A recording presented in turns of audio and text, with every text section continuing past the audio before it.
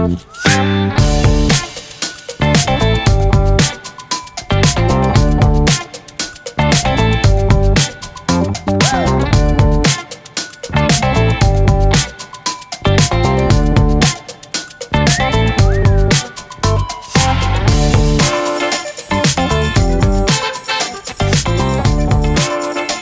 again, another edition of Let's Talk Music, Richmond.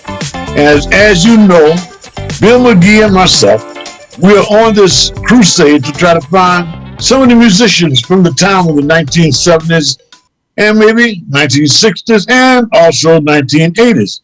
What happened prior to Trussell and Ujima, and what happened after Trussell and Ujima in the Richmond area? But we've talked to a whole lot of people that know things, like I'm sure Alfred is going to help us understand some connections. Can you start off by telling me who you played with, like when you first started gigging in Richmond? I'm a Richmond native. I started playing in bands when I was 14. Got with a guy across the street, and I was supposed to be the keyboard player, but I didn't have a portable keyboard, so I wound up on saxophone for a while and then switched to keys. Now, what high school did you go to? At that time, I was at Henrico High School, but we moved into the city. But the next year, I went to John Marshall. After a year or so at John Marshall, I got turned on to R&B, and you know that was right about when Soul Man came out, and right. Archie Bell and the Drells, and so on and so forth. So we added horns to the band, and we changed the name of the band to Soulful Sounds.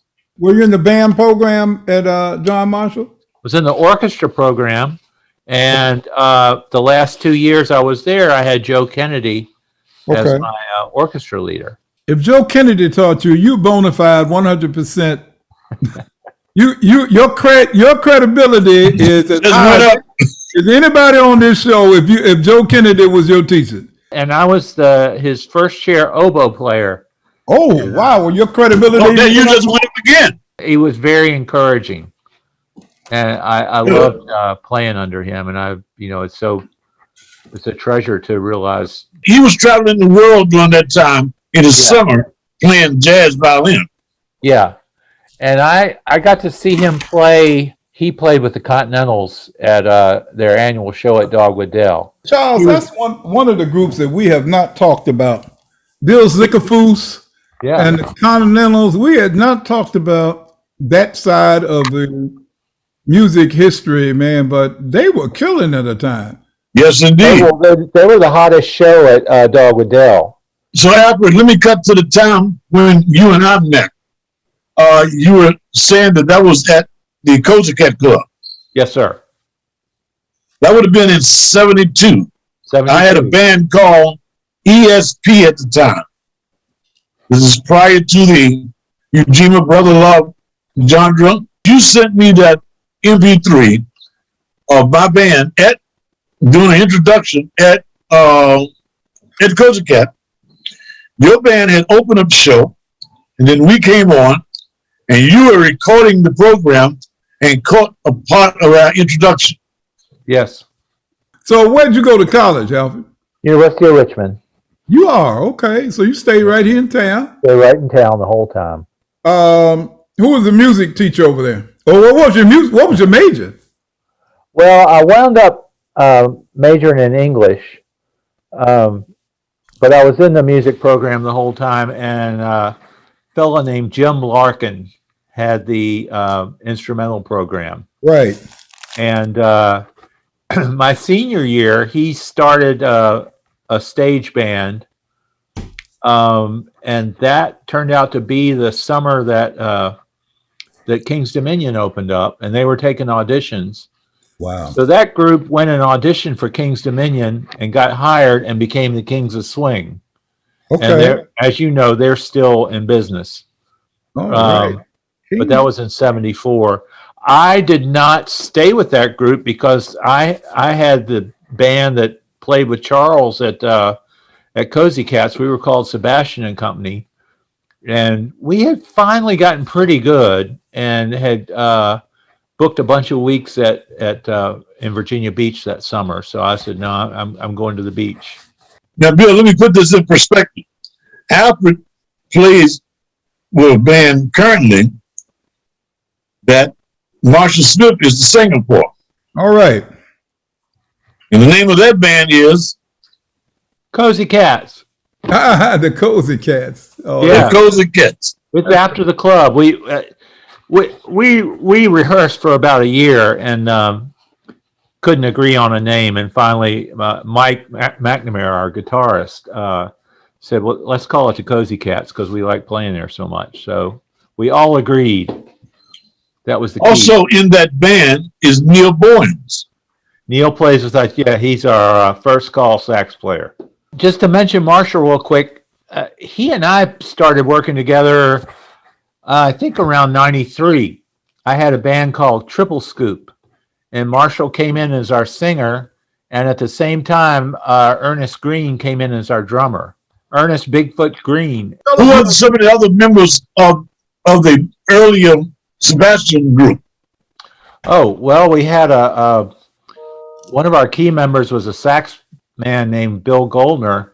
You had mentioned earlier your connection with Joe Carter and Tom Sievers. Yeah, well, that was actually a good example of Bill cold calling a club. And, you know, I don't know if he saw an ad or just drove by the place, but he went in and talked to Joe and Tom and talked them into trying us out. I think we got paid, but, frankly, we were an all white band coming into a black club, and they gave us a shot, and we did well enough to get invited back. That is good. So nowadays, the band that you're working with, you're playing what type of events? We play a lot of events for people our age. We also play outdoor gigs. We did farmers market. We had a music festival here in Bellevue that was actually kind of born out of COVID, where we had musical acts up and down the street, and you could walk down the middle of the street and listen to bands without getting too close to anybody. So that was such a success that we had one in the spring and one in the fall. You know, you're talking about probably a half-mile square area, and they had about a dozen venues where people had made their front yards or their front porches available. And so they had a staggered schedule where you could go and hear an act and then walk somewhere else close by. You'd be doing a stage change. It was easy to get good guys on stage. We had Wilbert Anderson playing bass with us. I don't know if you know Wilbert, but it was a lot of fun. Yeah, Wilbert's a great bass player. Tell us some more about what you're doing now. I'm actively retired, I guess you could say. I worked for 26 years as an audio engineer and music composer for a company called Park Group. We did music for TV, documentaries, commercials. Now, in this phase, I'm doing a lot of work for my church. We've put in streaming systems and audio and so forth. So I'm kind of the go-to there. For engineers, it's a lot of work out there like that, especially in churches, isn't it? Yeah. And I've got the Kozy Cats and been pretty active subbing this fall. So it's called retirement, where you don't have any free time. Man, yeah, it's like I had a lot more free time when I was working. We always ask everybody the question of, in your memory, what was the most significant thing, the music business, or whether your band, or what was the most memorable thing that comes to your mind? Maybe an opportunity for the band, a gig in particular, a person who played with you, a show that you did. What stands out to you where music really did something for you? After I got out of college, I got with a band called Sandcastle. And Sandcastle worked like crazy. I was with them for 6 years, 75 to 81. Always a good band. Toward the end, the personnel was so strong. I was over on stage right playing keyboards, and I would watch those guys perform, and I couldn't imagine being a part of anything that was more dynamic. And I just kind of made a note of it while I was playing. I said, this is a big deal, that you're getting to do this for a living. Right. And when you asked me that, that's where my mind went. Who we got on the telephone calling in? Who is that? That's Neal Bowen in Richmond, Virginia. But you don't have your camera. Why are you afraid to show people what you look like, Neal Bowen? Wait a minute. Is that Neal Bowen? Well, it's a Neal Bowen. I know. Okay, we got somebody online right now that can verify your voice print to make sure it's actually you. Because I haven't seen you. Oh, is that right? Because I haven't seen you in years. This is Charles. Well, I ain't got to tell you my name, but you better know who I am. So, I know who you are. I know who you are, mentor. and I've got here also Mr. Bill McGee from the legendary Trussell Band and managing, role managing for Climax and Elvis Champagne King music director. His resume is so long, I don't know. I don't have time to go through that whole thing.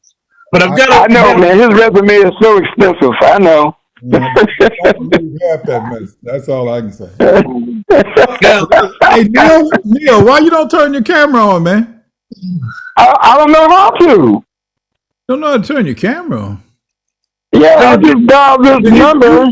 You called in. You didn't click there on the link, huh? Well, no, because I'm on my cell phone, so I couldn't do both. You called in, but there was a link you could have clicked on that would have put you on camera.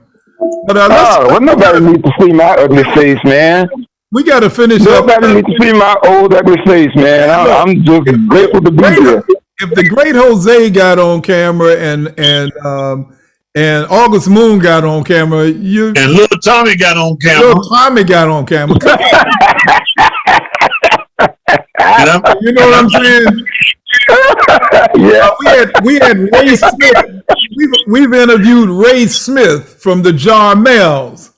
So you in high cotton here with these old heads, man. And besides that deal, out of that long list of people he just gave you, you are still the baby in the bunch. Oh yeah, how about that? How about that? We've got a keyboard player online right now that you might know something about. Alfred Walker. That's the man. That's right. I know quite a bit about that young man.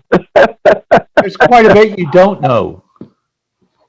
Really? He says quite a bit that you don't know. Well, he told us already about all the stuff that happened in the 60s. See, so wow. I mean, Alfred is a peer of Charles and I. See, all us 1960s babies, all us if you didn't finish high school in the 60s, you're a younger. That's right. That's right. I'm still a younger. What year did you graduate, Alfred? 1970. Oh, okay. Oh, well, see, He's right there. He's right there. Yeah. I finished in 69, Alfred. I'm just talking. So, Alfred, you finished John Marshall in 1970? Yes, sir. Neal, you and I go back several years prior to 1970. Oh, Lord, yeah. Yeah. Do you recall exactly? Man. I mean, you said I was playing saxophone at the time, or when we were going to the church in the West End. I can't even think of the name of the church. Bethany Baptist Church. Bethany Baptist. That's Reverend right. Austin. Reverend Austin. That's right. That's right. You know, your sister Gail and I were married, right? I didn't know that. We were married there, man, in the Tom Thumb wedding. Oh, they did the little young folks in the Tom Thumb wedding. Okay. Yes, I was 9 and she was 8, so that makes her my first wife. Oh, wow. You know, my mom used to take us to that church, before we switched to Mount Tabor and Church Hill. But yeah, I recall meeting you, and you were, I thought you were more like about 6 or 7 when we first met. Because you were young. You were young. Yeah, I was younger than you. Yeah.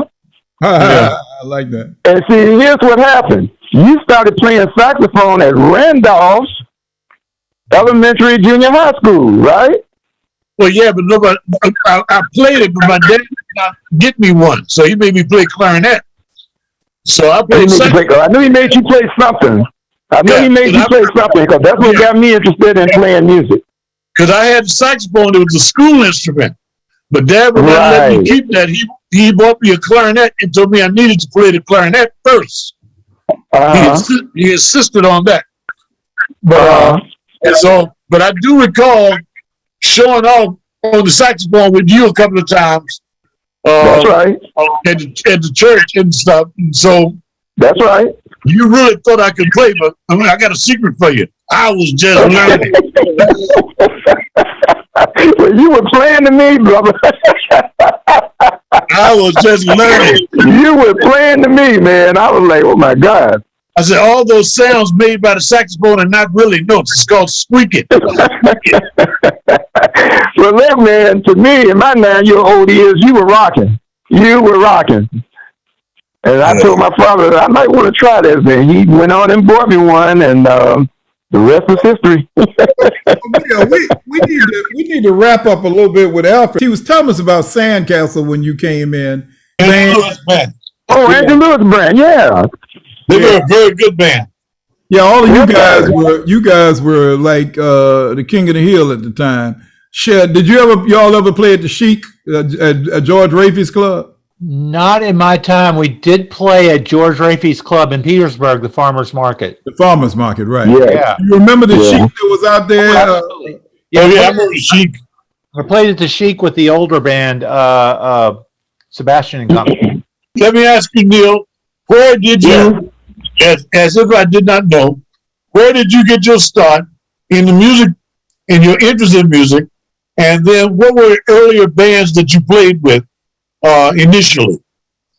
The very first band I was in was a band called the Soul Sensations. Let me tell you, man, the original members were myself, Debo Dabney, who was playing trumpet at the time, a young man named Peter Gray, who also played trumpet, who lived right next door to Bobby Kirksey, if you know him.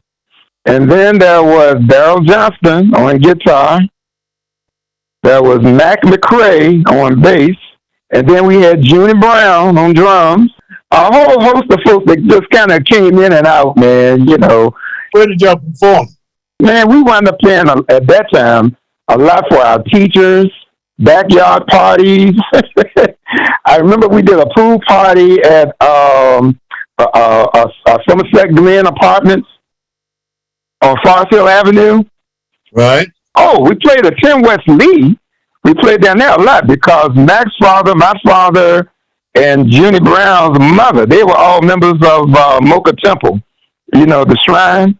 Right. And the Daughters of Isis and Eastern Stars and all that. So we played a lot for them, man, at the Mocha Temple on 2nd Street, and we played at 10 West Lee. But to initially get started, they have them to knock on doors and beg. That's right. Play at the cookout. You got to play at your uncle's cookout or something, you know. There you go. Yeah, that's what we were, a cookout band. Cookout band. Yeah. Did you know Reginald Hammond? Yeah, he was our keyboard player, and he and Melvin Glover actually kept the band going after I left. Right. So later on, as time goes by, as you mature as a music performer, who are some of the groups that you worked with over the years thereafter? Well, I'd like to say the first professional band I got was the Soul Twisters. You introduced me to them. Okay. Buck Branch and all those guys. Right. Yeah, Dwight Smith was playing saxophone then. He and I were the sax players. And next to him was Lamont Knight. Did you remember Lamont Knight from Armstrong? Yes, I do. He played trumpet, and then we had a guy we used to call Charlie Horse. I don't remember his real name, but he went to Armstrong too. He was our other trumpet player. Yes, Charles Chambers. Yeah, Charles Chambers. That's him. That's him. Say, Real that's tall, him. thin brother. Yeah. That's right. Yeah, that's right. Oh yeah, man. Yeah, man. And then we had what was my boy's name that played drums? I'm sure you remember him too. Talking about, man. John If I could call Banner. his name. John Banner. What is it? John. That's him. John Banner. That's That's him. what it was. That's him. That would have been in 71, 72. Okay. I joined the Soul Twisters in '67, man. I was only 16. I wasn't even supposed to have been in the clubs. Well, no, yeah, but Buck was playing guitar, so that would have actually been 69. Yeah, Buck was playing guitar. That's right. Yeah. Yeah, Because he just got back playing from guitar. Vietnam. Yeah. So it'd been 69. Right. Neal and Alfred, are any of the guys that Yeah. you all played with back then still playing? Oh, well, going that far back, the only person I can think, well, I don't even think he's playing anymore now. Alfred said they're playing with him. Yeah. Neal's one of them. Who was some of the other cats? Oh, that's right. You said Frizzell. You He said still got Marshall Smith. So Yeah. Frizzell, Marshall Yeah, Smith. Marshall Smith. Yeah. Our drummer's a fellow named Kim Reuter, and he was our original drummer in the Soulful Sounds. He and I hooked up in '68. Okay. We played together till '74, and then he went off. And I'll tell you three names that Neal reminded me of. He mentioned one of them, Melvin Glover. He was at John Marshall with me. Another guy at JM was Moon Miller that played sax. I think he wound up with Chapter 7. Nat Lee was there at JM. He was playing clarinet in the orchestra. And Neal mentioned Bob Kirksey. Ulysses was there. And Ulysses, I heard him play sax in a nice R&B band. I think they were like the Gold Keys or somebody. I did play in a little classical ensemble with him that a fella named Walter Braxton put together. Mm-hmm. Oh, yeah, Walter. Yeah, Walter. Charles, let me update you a little bit. I don't know if you knew Ulysses Kirksey, but Ulysses was an excellent cellist, excellent string man here from Richmond, and he ended up working with most of the symphonies around, but he ended up taking over the Petersburg Symphony after Dr. Gatlin passed. And Ulysses, I played with Petersburg, that's how I knew Ulysses. But he basically took over and kept that unit alive after Dr. Gatlin passed suddenly. Everybody loved, but Ulysses passed about 2 months ago. Oh, really? Oh, right. That's right. Yeah, he sure did. That's right. Very sad here that Ulysses, you know, he had been ill. I'm assuming it was cancer, but because he had been ill, he looked like he was suffering from, you know, chemo or something like that. But so we'll remember. Sadly, I didn't know that. To see that Alfred, that's why we're doing this. That's why Charles and I are doing this, because nobody, along with what you just told me, and I say I've known you, this is probably 35, 40 years, but nobody ever said you play sax in a band. You guys have kind of brought some clarity to an era. And Charles, what they're bringing clarity to is the late 60s, early 70s, you know, because that era when they kind of first started getting out there, as Alfred said, that was when he finished high school. What you all have done for us is you've really tied in a lot of the mid 60s, late 60s, early 70s. Right. Charles and I have had a lot of people, a plethora of folks who we talk from 73 on. But that era that you all are bridging, we appreciate you all tying this in. Neal, we're going to ask you a question that we had asked Alfred. What is the one event musically in your life that left an impression on you that is still with you to this day? I think it might have been when I first got with Hugo Thompson's group, Standing Room Only. All right.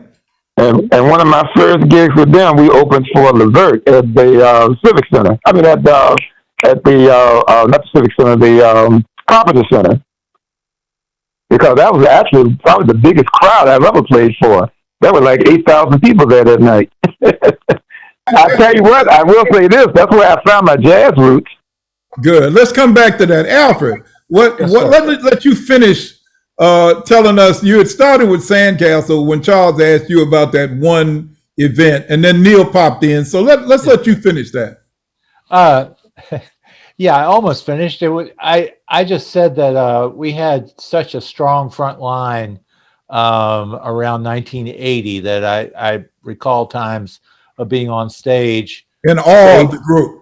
Yeah, stage right. I'm on the very end playing keyboard, so I'm looking across at the front line, and they were such strong performers and such good energy and worked so well together. And I felt like it's like I'm at a performance, but I'm getting paid. I got a good seat, and I'm part of it. Right. So, who were some of the people? Oh, well, we had a vocalist and percussionist named Roy Patterson. And near the end of the group, we had a bassist named Ramon Carter. The other two were Alan Brown, trumpet, and a guitarist named Sonny Thompson out of Fredericksburg. So the three of them were fronting the band. And like I said, it was just kind of they were driving each other, and the energy was way up. And how many keyboard players you have? Just me. Alan doubled on some keys. We had a second rig, and he could pick up some slack on that, but it was mostly me with the Rhodes and the string machine and the mini Moog and the clavinet over here. So Charles knows how that worked. As I said to Charles, that came to mind when he first asked that question. Was that I think that's something I'll hold on to as long as I can remember things. Wonderful. What are some of the names of the bands that come to you from that time? Either you played with them, or you played on the job with them, or you saw them somewhere that you thought they had something going or had something special? Well, of course, Truffle. Of course, Anglo-Saxon Brown. Stacey Henry. Oh, yeah. Right. Yeah. The Bonneville, Little Walter and the Bonnevilles. Oh, yeah. Remember the John Mills and the Dell Vikings? Oh, yes, indeed. Little Tommy. Hold On Family. Remember a band called Devil's Workshop? Yeah, for sure. Definitely. Yeah. And of course, Starfire? Starfire is the band that Jay Pryor and Ronnie Coates and Blood had rooted and Willie McWhite. Yeah, Willie McWhite.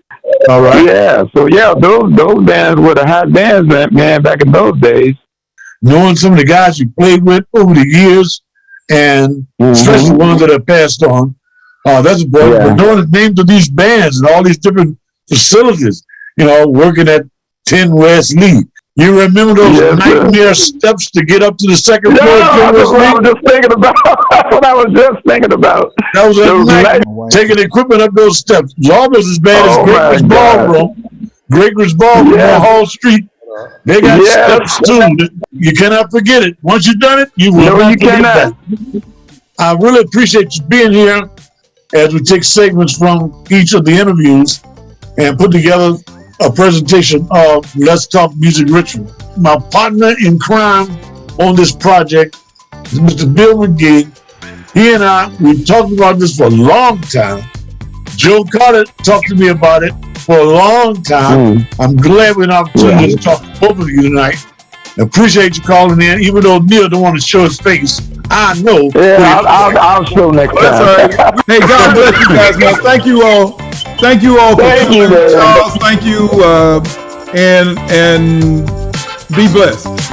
Y'all too. Take care, everybody. Have a good evening. You too. Look forward to the next time. All right.